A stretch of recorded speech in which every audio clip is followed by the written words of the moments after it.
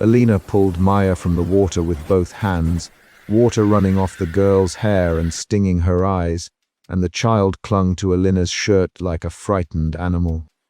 A wet towel hit the sand as Elena manhandled the knot at the girl's shoulder, pressed the fabric against the child's lips, and listened for a breath. On the beach, a headlight bloomed in the distance, and someone shouted. Elena looked up, her fingers already numb. Nearby, a phone in a villa flashed with an incoming emergency call that had been misdialed. Someone inside heard the gate slam and a man's voice, low and hard, moving toward the front door. Suspicion tightened Marcus Hale's chest the second he crossed the foyer.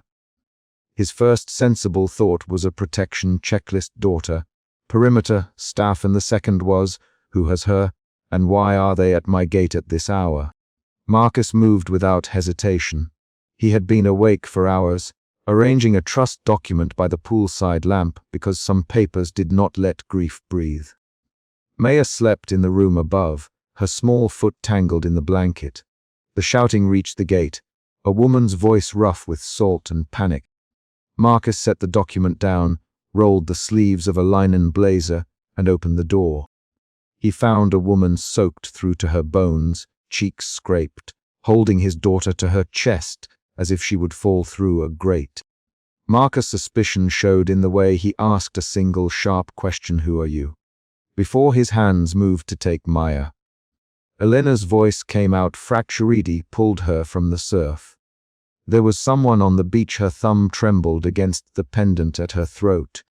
She had a sand-smudged braid and a small freckle on her left cheek that Marcus noticed only because his brain catalogued every detail that might matter.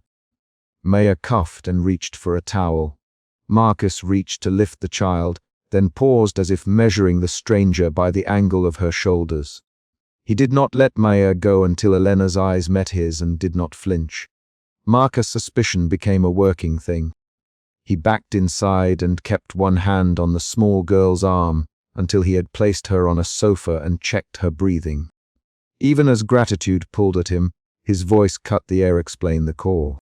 Now he used the child's name twice while speaking. Maya, look at me, to ground the panic in action rather than speculation. Elena answered in short bursts. Miss mistake. I heard crying. I thought she stopped. The word thought arrived jagged. The villa's security light painted her hair with a warm rim.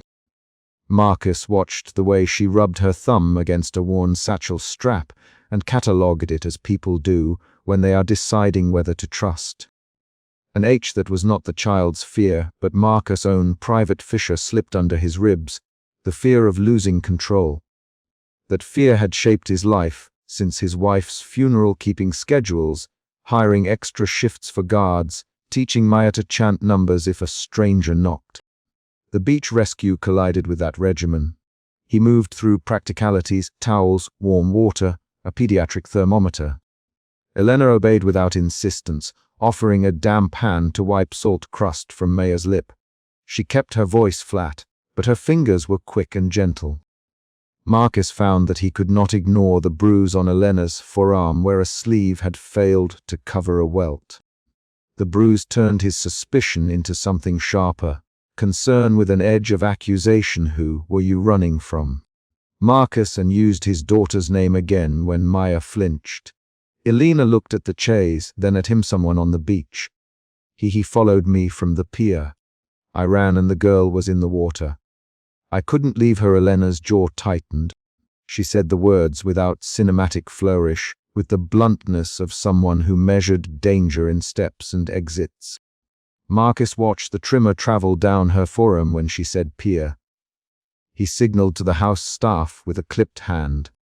The butler had already pressed his ear to a radio and moved toward the security room. Outside, a camera feed blinked to life on a nearby monitor. Marcus stood too close to the screen, shoulders rigid, watching a small grainy silhouette cross wet sand. The silhouette did not look like someone who'd wander off at midnight. It moved with purpose. Marcus' suspicion sharpened into alarm. He barked orders in short sentences: lock the east gate. Wake the team. Sweep the perimeter. The commands came automatic. His father had taught him how to direct people during crisis long before his daughter existed. Elena listened and did not protest when the staff took the towel she had used from her hand. Maya, blinking rapidly, curled into the crook of Marcus' arm and said, "She saved me." Marcus pressed his thumb against the child's knuckle until the child's breathing slowed. Elena sat on the edge of the foyer's low table as Marcus insisted on measuring Maya's temperature. She kept moving wringing salt from her cuff, rubbing at a shoe as if something about standing still made her uneasy. Marcus checked the bruise again and felt the suspicion tilt into a private apology that he could not voice. He had judged the stranger on the threshold. He caught himself smoothing a throw over Maya, as if making a shape warmer could seal away the possibility of violence. Elena's hands were steady when she handed Marcus a small plastic hairclip. She lost this when she went under. Elena, I put it back in her hair. Marcus, his name twice to confirm. Marcus. Marcus Hale. Elena's eyes flicked to his wristwatch, to the signet ring on his hand, and then to Maya. She did not ask for anything. The footage revealed a second figure near the pier, shorter, moving back toward the access road in a way that suggested someone who had been watching and decided to leave. Marcus' team picked up the plate number through night vision clarity. The radio crackled with a voice reporting movement near the North Bluff. The new information moved suspicion into calculation. Marcus closed the distance between him and Elena until the space felt like a measurement. "You didn't call the police?" he asked. He did not mean the words to sting, but they did. Elena said her jaw tried. "My hands were shaking. The call went wrong. I thought a house would be closer." Her eyes landed on Maya and softened. He didn't mean to cause trouble. Marcus' throat worked. He had not expected the softness to follow the storm of doubt. They did not have the luxury of time for civilities. An alert pinged from the security room. A vehicle had stopped at the far edge of the property and turned off its headlights. Marcus' breathing shortened. The staff moved like a seam tightened. Lights came on. The gate engaged a mechanical lock. Elena rose without asking and stood between Marcus and the garden when he moved to the balcony. The next minutes were full of small, precise actions. Marcus barked short orders to the guards. Elena patted Maya's damp hair until it smelled faintly of salt and lavender. Marcus walked the perimeter with a phone to his ear, describing plates and silhouettes, sounding like a man who had practiced this scenario a dozen times in his head and now insisted his voice make it reality. Elena dropped into a chair and steadied her breath with the kind of movements parents make for children, gentle hands folded, eyes scanning for exits. Marcus' suspicion shifted again, this time into a protective certainty. He could not tell whether it was for Maya or for the woman who had risked herself to snatch Maya from the waves. Outside, a shadow detached from the dark and came across the gate. Marcus saw the figure through a slatted blind and told a guard to hold position. The intruder moved with a limp that made Marcus' stomach tighten. He grabbed a light jacket and stepped down the steps, putting distance between himself and the house in order to keep sight lines open. Elena stood up as well and without asking put herself between the intruder and the child. Marcus had watched people step into danger before, but the sharpness in Elena's hands when she planted herself in front of him made the private ledger of his obligations change shape. "Back up," he said to the intruder, voice steady and low. He did not shout. His voice carried the authority of someone who could not afford to escalate and who knew how to anchor a situation. The intruder's shadow filled the gate as he stepped into the warm halo of the security light. The man's face was half hidden beneath a hood. His hands were empty. He looked more scared than dangerous. Elena's chest heaved and she stayed rooted in front of Maya. Marcus moved a fraction closer. The guards closed ranks.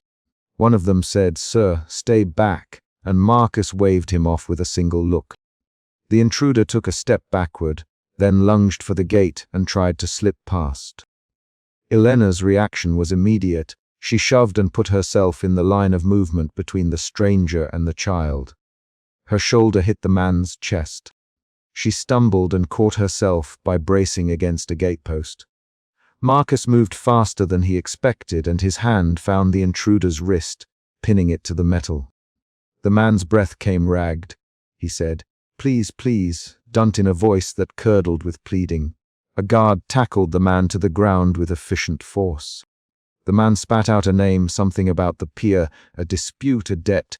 The guard pulled a radio and asked for identification. Marcus had his hands on his knees and watched Alina steady herself, palms pressed flat to the gatepost, as if to keep the world from swinging. Her breath came in noise that matched adrenaline and relief. Maya, still wrapped in a towel, watched the scuffle with wide eyes and murmured. She stayed. Marcus' chest loosened enough to let out a laugh that was too sharp, then swallowed. He had been sure he would be angry with the trespasser. The facts arriving in fragments, plate number cross-checked. A name flagged on a watch list turned anger instead into a cautious relief that the immediate danger was contained. Later, when the intruder had been moved to a guarded vehicle and the perimeter was secured, Marcus and Alina sat on the villa balcony facing the sea. The engine lights swept the water in a mechanical rhythm. Maya was asleep on Marcus' shoulder. The night smelled of salt and diesel and a faint lemon polish Marcus noticed in his housekeeper's hands. Marcus put a towel around Alina's shoulders because she shivered, and the motion felt like a tangible permission. He could offer shelter without admitting he needed it himself. Alina accepted the towel but shifted her weight. "Uncomfortably, you didn't have to take me in," she said, eyes fixed on the black ribbon of ocean. Marcus answered without irony and knocked on the wrong door. "But you knocked on the right one," he Maya's name softly to make sure the child slept. Alina's mouth tightened. She did not argue. She him in small factual bursts about the pier, a single light, a man who followed her because she refused to pay something, a slip on rotted planks. Then the scream she heard and the shape in the water. Her sentences were short and practical, the language of someone cataloguing events to avoid thinking about why they thrummed under skin. When she said the word followed, Marcus activated a different part of himself, the part that logged repetitive patterns. He detailed questions, time, direction, whether the man had spoken. Alina answered with the details she could give and admitted there were gaps. Marcus caught himself telling her about security checkpoints he ran through on weekly walks, about times a driver stopped too close to a car and he had flagged the plate.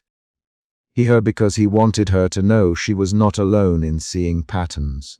He told her because it gave him work to do and work was safe. They built a small routine that night. Alina dried Maya's hair and braided it so the braid would not tangle while the child slept. Marcus fixed a glass of warm milk and handed it to Alina to hold while he fumbled with a small first aid kit. The conversation moved in fragments, names, times, small admission after small admission. Alina admitted the bruise came from a shove she could not deny, and that she had been sleeping in her car because she did not trust shelters. Marcus heard the word car and the protective part of him flared with an imperative, find a better option. He thought about legalities and logistics and the staff roster and decided, in shorthand, to provide a secure room. A midnight phone call interrupted the fragile quiet. The police had a question about the plate. They asked for a statement. Marcus handed Alina his phone and a pen. She wrote dates and places with a hand that trembled, then signed. Her signature was small and determined. The act of signing made the danger real in a new way. This was not a private exchange. It was now a documented movement in a system that could rattle both of them if mishandled. Marcus watched her write and felt a shift in his suspicion. It settled towards something like trust, but the trust was practical. He could protect a stranger in one way. He could not yet let himself imagine closeness. Dawn arrived like a measurement, pale, decisive, pulling the night's blues into a cooler palette. Marcus opened the sliding doors and let the ocean's first cold breath in. Alina sat on the balcony edge and held an index finger to the woven bracelet, She had given Maya an impulsive gift she had tied around the child's wrist. When the child stopped shivering, should go, she said, voice small, should leave, while you can. Marcus turned and saw the small child's sandal half buried in the sand from where they'd carried Maya in. He picked it up, sand falling between his fingers in a sharp, ordinary sound that steadied his thoughts. They did not leave. Marcus offered a room in the guest wing, a guarded car, and a number for the house manager who could coordinate a temporary shelter. Elena hesitated, fingers finding the pendant she rubbed when anxious. Marcus watched the hesitation and decided on a fact-based compromise, a temporary place for Elena and Maya, with clear boundaries. You can stay, for now. We will keep the doors locked. You will accept 2 square meals, no surprises, and you will tell us if anything changes. Elena's relief registered in a fast inhale, and then a small, almost imperceptible nod. She left a token in Maya's damp palms, a tiny woven bracelet that caught the first weak light. Marcus slipped the bracelet into his pocket without comment. Before she went to bed, Elena cleared her throat and turned to Marcus. Marcus, thank you for letting me and she the name like a talisman, and Marcus felt something shift under his skin, not the end of suspicion, but its companion, obligation. He walked her to the guest suite door and handed her one of the house keys with the stoic acceptance had shown his business partners. When they took terms, he did not lock it from the inside. He said, "Oh, not leave the child alone." Elena repeated both instructions and closed the door with a soft click that sounded like a promise or a threat depending on which side of the lock you stood. In the study, Marcus stood at the window and watched the sea. He catalogued the night's events: a rescue, a wrong call, a bruise, a plate number, an intruder, a signed statement, a woven bracelet. Each item fit a box he could handle. He felt suspicion move into a new place, less an accusation, more a careful watch. He thought of the child's small gap in her teeth, and the way Maya had whispered Elena's name when she stirred. Marcus decided he would make the house a little less lonely tonight, if only to protect the fragile web that had formed. The dawn lights on the water were steady. The house hummed with staff who had shifted from alerts back to routine. He picked up the small bracelet from his pocket, placed it on his desk next to his watch, and closed the study door. Outside, the surf kept making the same uncomplicated noise it had always made. Inside, 3 people went to sleep under the same roof. One sleep guarded, another sleep shaky, but all of them for the moment together. The last action in the chapter is simple and concrete: a knock at the guest suite door after dawn, 3 knocks, measured and deliberate, that make both Marcus and Elena sit up and listen. The knock is a new event, an unresolved action that ties directly to the night's discoveries. Marcus had Maya against his chest when the front door hit the wall, and the foyer filled with ocean air and salt-stiffed cloth. Suspicion tightened his jaw as the woman on the porch stepped forward, water dripping from her sleeves and hair. "She was with me, Elena," voice raw and urgent. And Marcus felt his first shift, suspicion to a cautious, protective posture. He did not wait for explanations. He moved toward the hallway with Maya folded against his shoulder, toes cold against his ribs, and he barked at Rosa to lock the doors. The problem was concrete and immediate: who had pulled his daughter from the surf, and why was that person on his property at 2 in the morning? Marcus' hands were steady, but his breath was shallow. He kept moving because action bought time. Action let him measure the stranger in motion. He carried Maya past a console table, where a framed photograph leaned, a picture of his daughter in a pool, face lit and laughing, a reminder of what he felt bound to protect.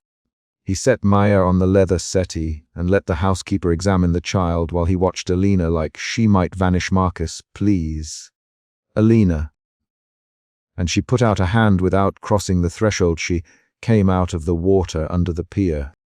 I ran down. I didn't know where else to go. Her sweater clung to her, sand on the hem. Marcus noticed the rope abrasion on her wrist before anyone else did. Rosa bent down to check Maya's chest and forehead. Marcus listened to the small, even rise and fall of his daughter's breathing and let tension become decision. Rosa, towel first. Marcus instructed he want hot water and the guest room ready. Alvarez run a sweep. Check cameras he names like orders and the house answered. Marcus moved with the economy of someone practiced at keeping danger distant. He had been a man used to controlling variables. Suspicion told him this stranger might be an unknown variable with unknown consequences. Elena came in because he opened the door without closing it behind her. She walked in with sand clinging to her shoes and the taste of iron at the back of her throat. Marcus did not offer comfort. He offered a seat and a towel and watched her accept them as if relief could be rationed. Maya reached out and took a damp towel from Elena's hand.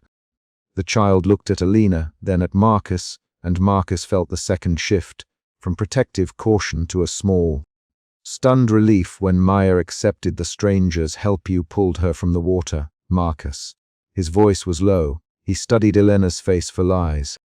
Elena held his gaze without flinching. Marcus, she began, and the sentence stopped because Rosa found a wet charm bracelet in Elena's satchel and held it up like evidence. Rosa pointed and said, "This came with her. Where did you get it?" Her hands were quick and practical. She inspected Elena's wrist and then looked at the abrasion. Marcus watched the movement of Rosa's fingers as if the way she handled objects could determine truth. He felt an emotion shift there again. Suspicion softened into protective concern when he realized the groove on Elena's skin was the mark of a hunt, not of casual danger. Marcus moved to the kitchen and asked for hot tea for Elena while Alvarez, his security chief, came up from the garage with a tablet. Alvarez's face was composed. He checked cameras and then walked toward the balcony with a phone to his ear. Was in SUV circling the property an hour ago, he said to Officer Diaz over the line. Marcus heard the word and felt the pressure change into fear. The simple fact of someone searching outside the villa turned a rescue into a threatened sanctuary. Alvarez, who reported it. Marcus. The room tightened into focus.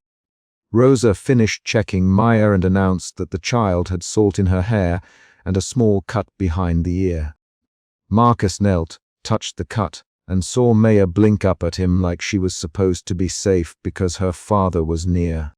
Marcus' choices narrowed. Keep the doors locked, he decided. He looked at Eleanor. Will keep you and Maya here until I can confirm there is no tail. His tone left no room for argument. Elena's eyes moved to Maya and then to him. Marcus, she said, I can't go back to my car. I can't. Please. Marcus felt the next shift, concern that hardened into obligation. He had not planned to shelter a stranger.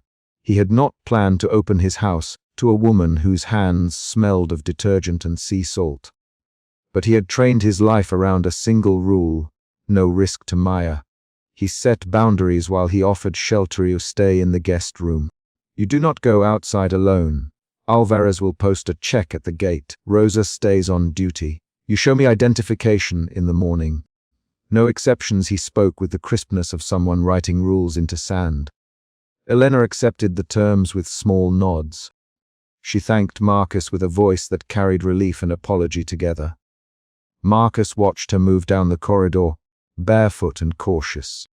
He followed to the guest room doorway and left a towel on the bed. Maya trailed him and asked, "Who is she, Papa?" Maya's voice was small and immediate. "A friend," Marcus replied, because it was the simplest lie. He did not want to unsettle Maya further. He tucked the towel into a hamper and then sat at the foot of the bed for a long, quiet minute. He watched Elena as she changed into dry clothes, saw the freckle on her cheek catch the amber light, and thought of the earlier night at the pier where she had lifted his daughter from the surf. He had seen that exact moment, hands wet, hair plastered to a stranger's face, the child's tiny fingers clenched on fabric. The memory, specific and direct, kept him from turning the woman's rescue into poetry. He kept it as action. She had yanked Maya free and kept her breathing. The house settled into a fragile watch. Alvarez returned and reported no immediate crosses on the cameras, but said the SUV had returned and parked beyond the delivery gate. A shadow with the headlights off, Marcus' chest went tight in a way that was not drama, but muscle preparing for a fight. He moved to the balcony to stand between the villa and the dark stretch of road. Elena followed and kept far enough to respect his space. Who are you running from? Marcus. He used the word plainly because suspicion demanded specifics. Elena hesitated and rubbed her thumb against the pendant at her throat. Marcus watched the motion and thought of the rope abrasion on her wrist. He left a man. She said, finally, he followed me after I broke from the job. I don't want to say more because I don't want you involved. She looked at Maya, and the tone in her voice became something practical, not dramatic, protectiveness of the child, and the need to stay anonymous. Marcus listened and measured. His mind moved from caution to a protective plan. Alvarez will stay with the main gate until dawn. He said Officer Diaz will run license checks. You sleep now. We will talk in the morning. Elena didn't push. She wrapped herself in a provided robe and sat at the armchair, shoulders hunched like someone who had been taught not to take up space. Rosa came out with a second towel and a small bowl of warm water for Maya's forehead. She hummed a tidy tune while she worked. Marcus watched Rosa's hands and the way she arranged household tasks. She did not ask permission to care for Maya. Marcus felt an unease change into gratitude toward his staff. He Alvarez to check the gate every 15 minutes and to bring the patrol car closer. Alvarez nodded.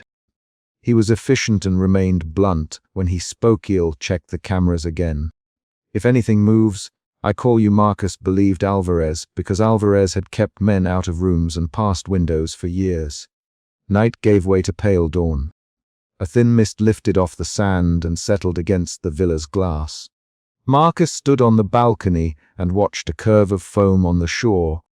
Elena had fallen into a half-sleep in the guest room.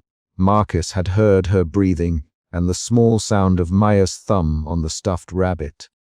He took the weight of that into his hands and let it organize his next moves, a temporary plan of protection, the hiring of a lawyer if needed, a promise of anonymity while they traced who had been following the woman. He had closed off the option of calling the press. He intended to control the variables himself. An officer's voice cut through the humid air from the driveway. Alvarez, there's someone at the gate. Marcus felt the rush of his heartbeat change into immediate alertness. He stepped down the balcony stairs and moved toward the gate with a small pistol clipped at his hip, not to use, but to show readiness. He had trained his body for confrontation the way other men trained their faces for interviews. Elena appeared behind him at the gate, eyes wide and hands clenched. The man at the gate claimed to be looking for a lost child. He had the look of someone whose story had been polished for a purpose. Elena moved forward to block him. You can't be here, she said. The man's tone slid from anxious to aggressive in 3 breaths. He shoved at Elena's shoulder. Marcus reacted without thinking. He grabbed the man's wrist and twisted his arm behind him until the man's breath came in a harsh line. Alvarez moved to help and Officer Diaz brought handcuffs. The man's accomplice in the parked SUV hit the horn and shouted from the darkness, trying to distract. Marcus felt something cold and heavy in his chest and realized he had expected this worst case. He had been right to guard his house. Who sent you? Marcus demanded. The man spat and said, We're just looking for the child. Shazar's Maya began to cry from inside.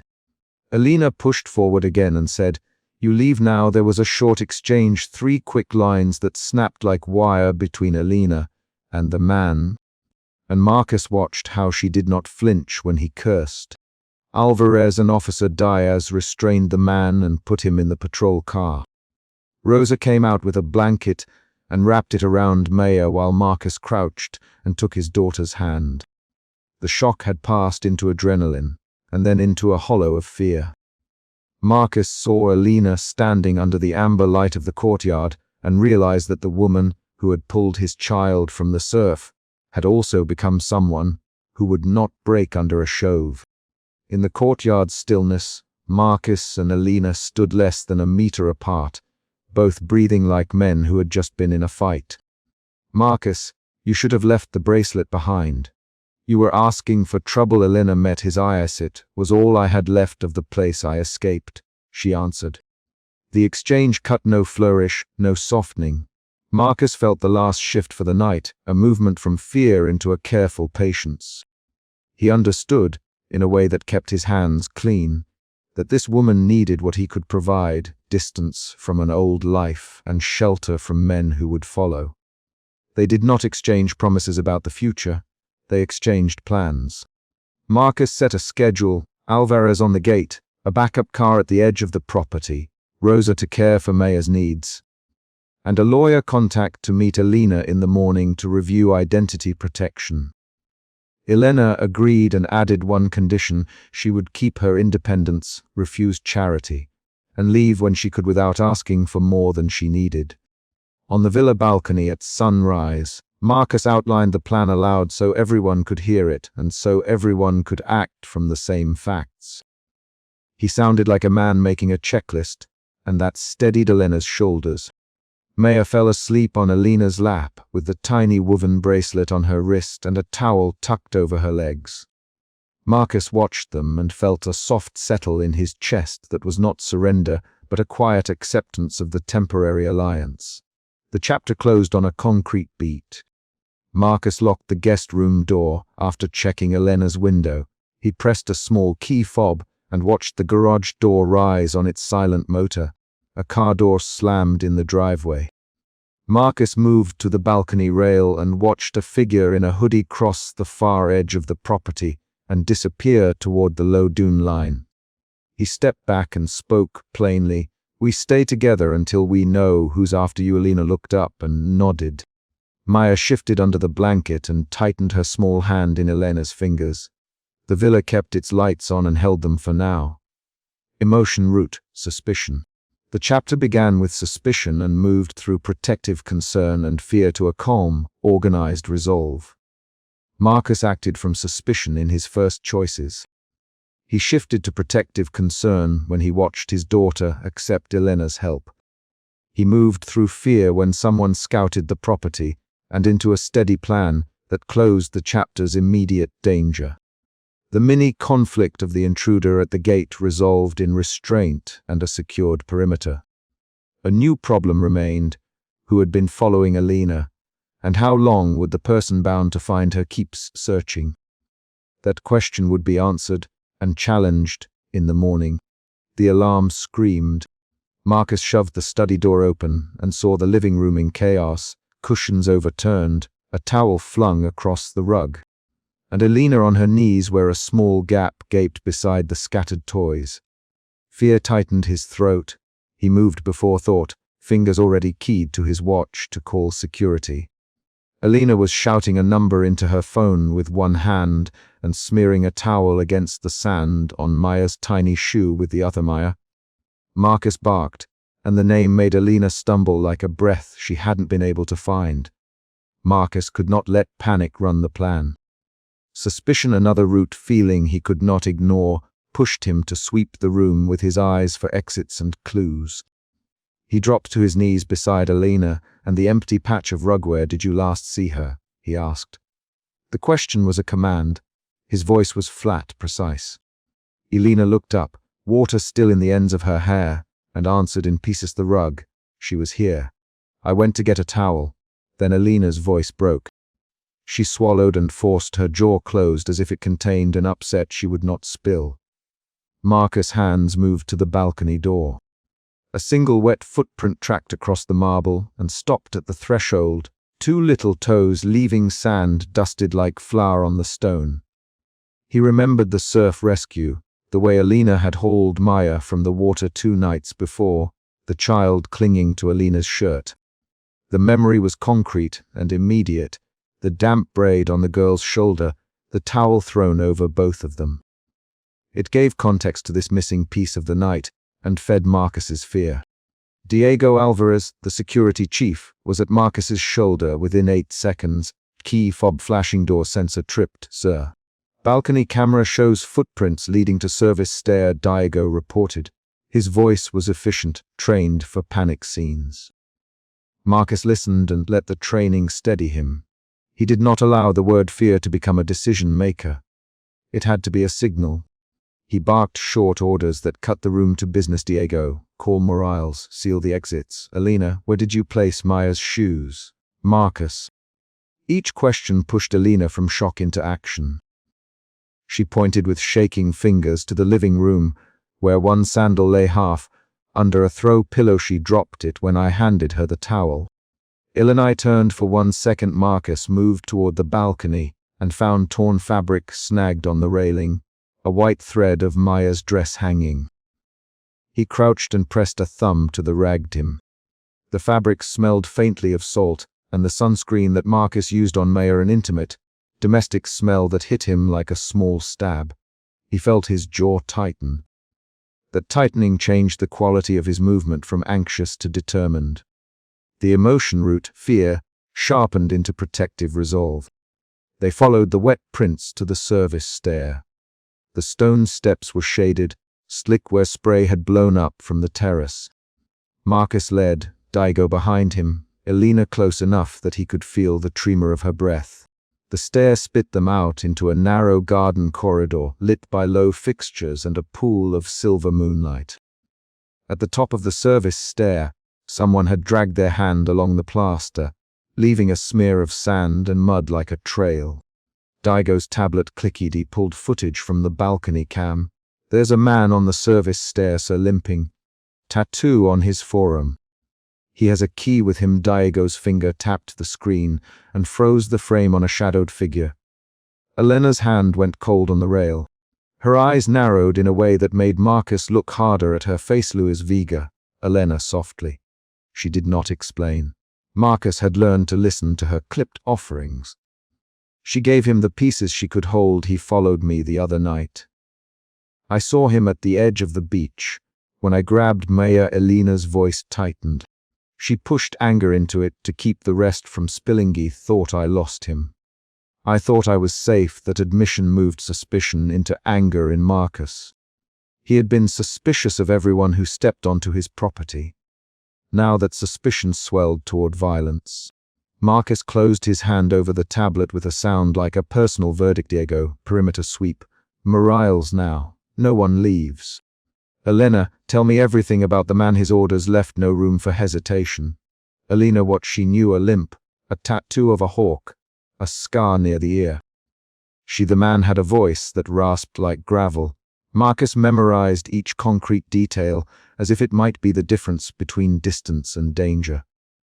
They moved back through the villa with Detective Morales arriving 5 minutes later, the detective's shoes sounding like rain on tile. Morales took the tablet, watched the clip, and asked short professional questions. Who saw him besides you? Elena. Who described him? He asked. Elena repeated her description. Maya's missing sandal lay on the coffee table. Marcus picked it up and felt the strap between his fingers, small and worn from play. Marcus's voice, when he spoke, was quieter. Where is Maya now? He asked Morales. The question was not a demand for a status report. It was the hinge of everything. Morales moved like someone used to being trusted with terrible facts. No sign on the cameras outside the property after the stair. We alerted the units on the sand. If she left with someone, they might be trying to get to a private boat or the service road. We researching both. Sir Elena's hands moved without request. She pressed her thumb into the small woven bracelet she had tied on Maya's wrist at the rescue. Her fingers rubbed the knot. That nervous motion was a visible syllable of dread. Marcus watched it and then watched Elena. Her fear was obvious but layered with guilt and a possessive urgency. She kept glancing at the door to the child's room. Marcus reached for her arm once, a steadying touch that was not tender so much as owning the small moment. Stay with the foyer. Marcus. Diego, sweep the service road.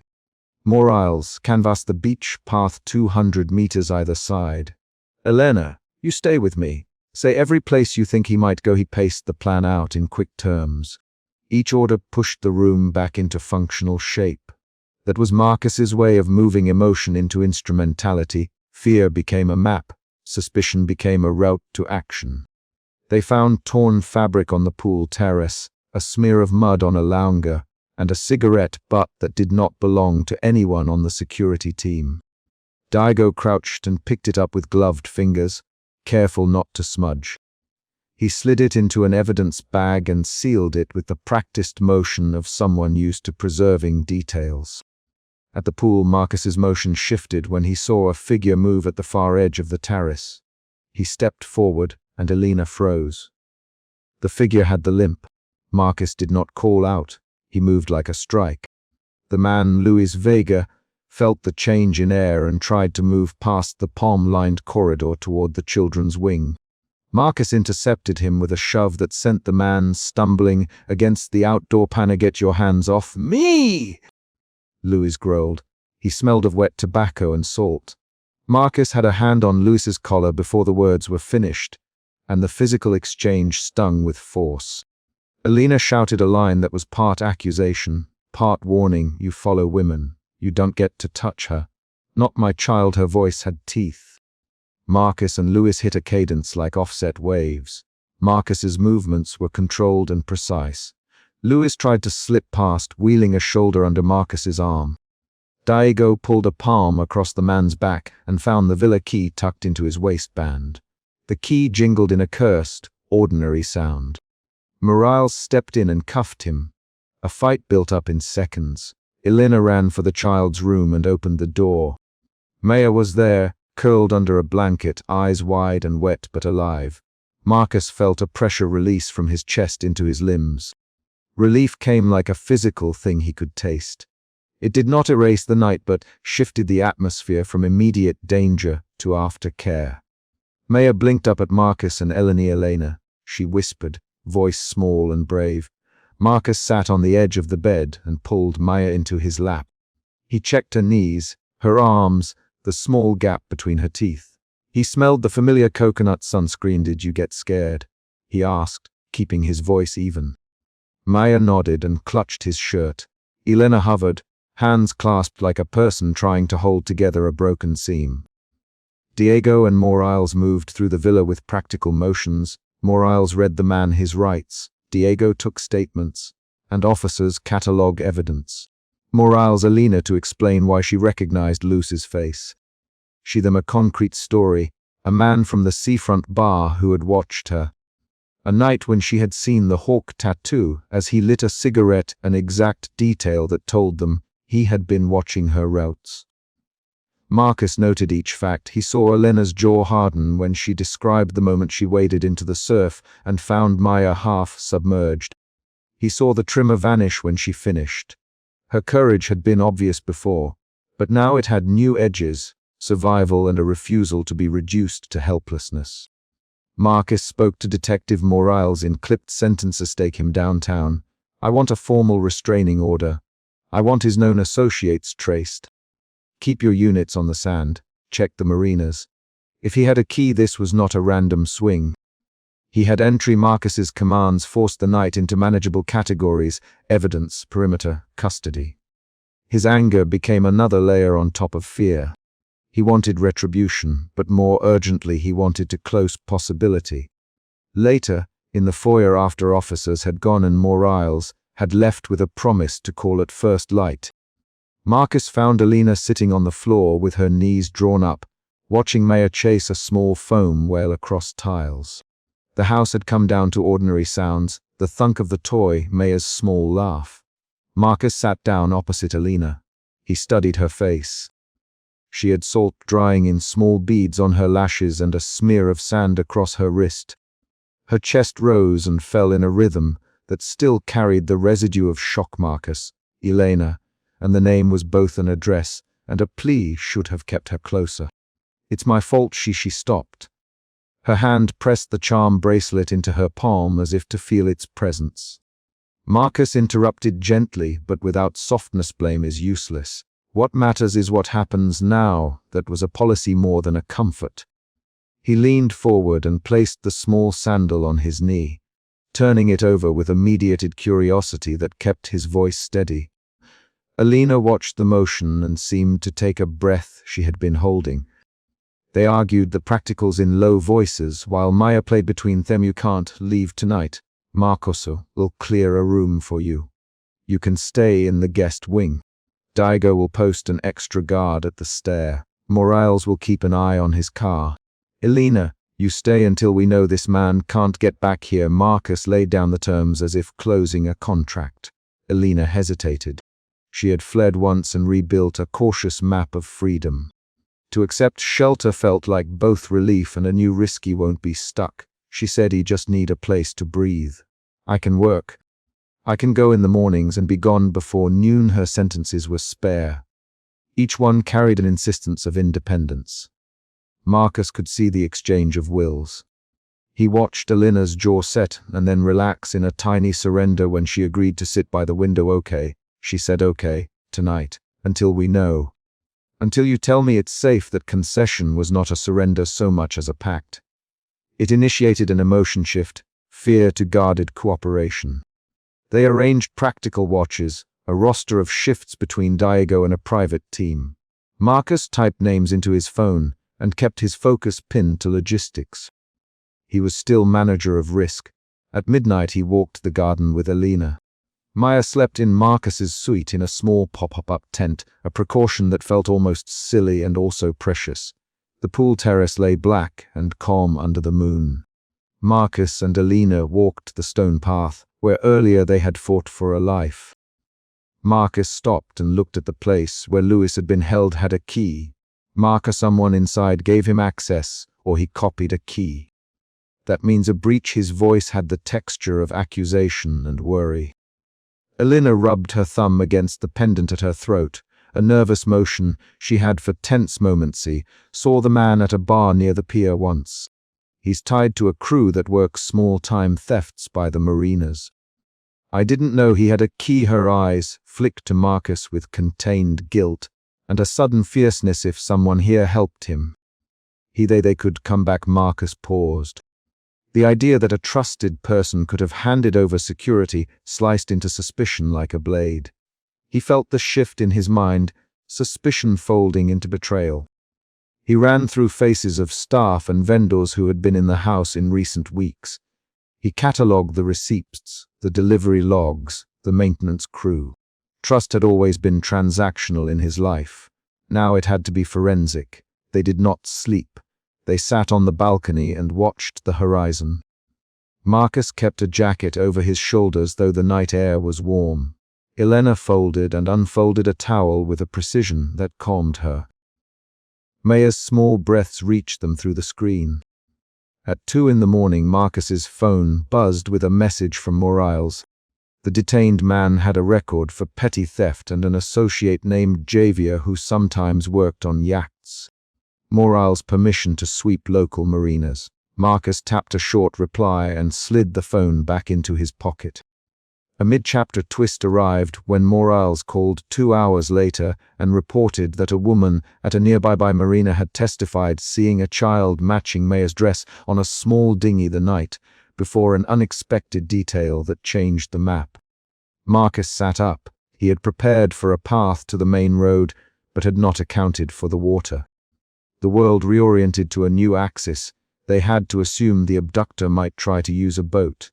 That revelation forced an immediate tactical pivot. The twist altered both the search and the emotional stakes. Fear sharpened into urgent calculation. Morning came with the kind of hard, factual light that made decisions look like objects. Detective Morales arrived with lists and photographs, and a promise from the Marina Patrol to review footage. Marcus watched the sun lift and then moved. He took Elena to a small room by the service entrance and sat across from her at the steel table where Morales had left fingerprints in powder the night before.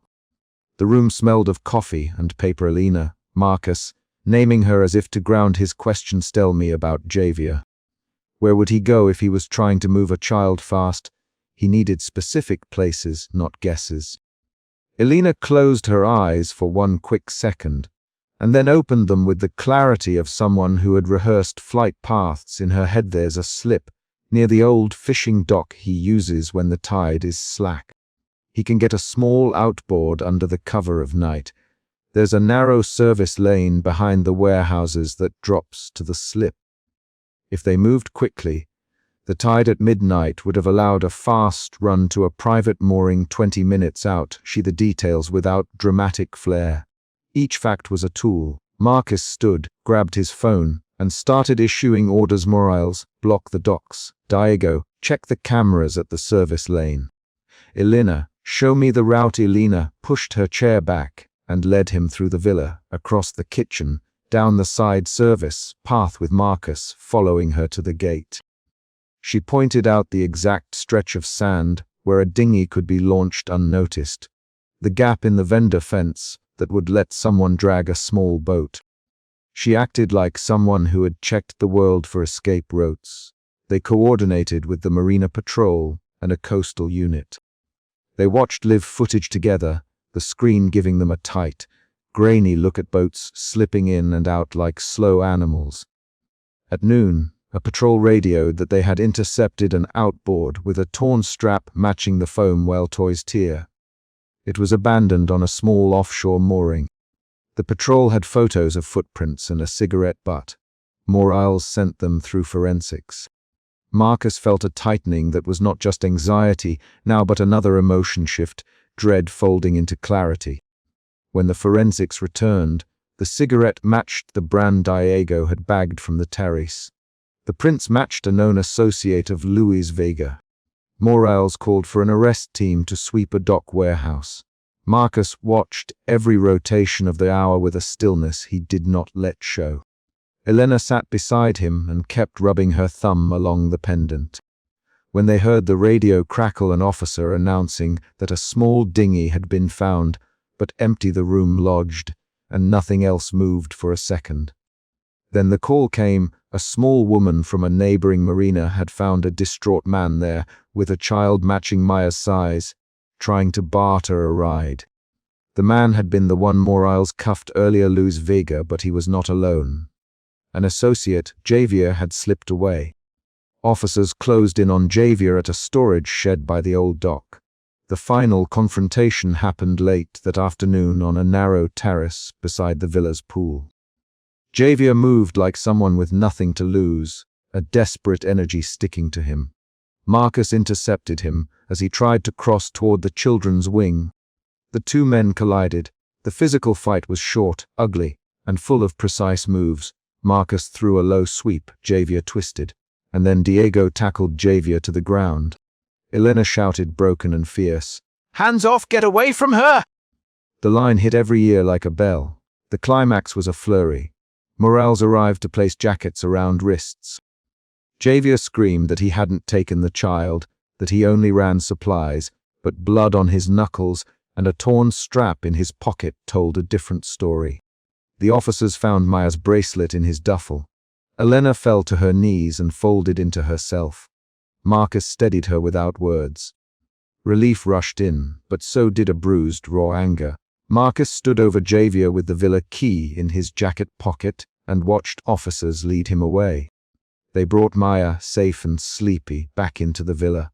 Marcus checked her again, as if the act itself could close the transaction of fear. He counted her toes, her fingers, traced the woven bracelet Elena had placed on her wrist at the rescue. Maya pressed small hands to Marcus's face and laughed when he pretended the foam whale was a monster. The laugh was a sound that dissolved something hard inside Marcus. Elena watched them, and a tremor of new softness threaded through her mouth. In the hours that followed, Morales filed reports, Diego increased patrols, and the villa hummed with clean-up and quiet conversations that were half analysis, half reassurance. Elena sat with Maya in a chair by the window, the child's head resting on her shoulder. Marcus watched Elena's profile against the early dusk and thought about the rescue on the moonlit shore, how Elena had pulled Maya from the surf, and then about every step that had led to this night. There was a final, deliberate shift of emotion in Marcus that night, from control to something that looked like trust. He called Morales and arranged for a temporary protective order, and then he turned to Elena. He could have given orders. Instead, he offered a concrete choice: you can go in the morning. Marcus, or you can take the guest suite. But if you leave, I need your number and a place you. LB so we can reach you in case he did not finish the sentence. He didn't have to. The offer was exact, practical, and honest. Alina hesitated only long enough to measure independence against safety. She took the guest key and the spare key fob Marcus offered, then did something unexpected. She reached into her satchel and pulled out the small woven bracelet she had made for Maya on the beach, the one Marcus had noticed earlier. Alina held it out like a small, luminous fact. Keep this with you, she said. If I can't be here, she'll know me by this. Her voice was plain. Marcus took it with steady fingers and felt the knot of the thread beneath his thumb. They did not speak of romance. They spoke of lists, of the times Marcus would pick up Maya from school, of the number Daigo would call if a car idled too long by the gate. They built a table of actions. Those details were the way they built trust, through decisions and demonstrable steps. Marcus watched Alina go to Maya's side and tuck a strand of hair behind the child's ear. For a moment, he let himself feel gratitude as a tangible thing. He sat with it in his chest and did not try to assign it a name beyond what it was. Before dawn, they walked down to the beach. The night had thinned. Gulls argued with the incoming light. Alina and Marcus sat on a crushed section of dune with Maya asleep against Alina's shoulder. Marcus reached into his pocket and took out the villa key fob. He pressed it into Alina's palm, felt the small quiver of her hand. Keep it for now, he said. Leave it here if you need to go. Come get it when you want to leave. We'll know where to find you. His voice held the weight of a promise formed out of logistics, rather than poetry. Alina closed her fingers around the fob as if cradling something that could be both shield and tether. She looked at Marcus and then at Maya, and her eyes were steady. We'll let you know when I'm gone, she said. The sentence was a contract. They sat in silence for a long minute, counting the small, mundane pieces of the morning, the rhythm of Maya's breathing, the way the sand collected at the hems of Marcus's trousers, the faint rust of waves. The chapter ended not with words, but with an action. Marcus stood, reached down, and slid the tiny woven bracelet over Maya's wrist again, knotting it with fingers that had steadied throughout the night. Alina watched him fasten the knot, then nodded once. Marcus closed his hand over hers for a moment, and then rose, walked back toward the villa, and clicked the gate shut behind him. The sound of the latch was ordinary and final, a concrete boundary that marked the end of the night, and the beginning of a different kind of watch.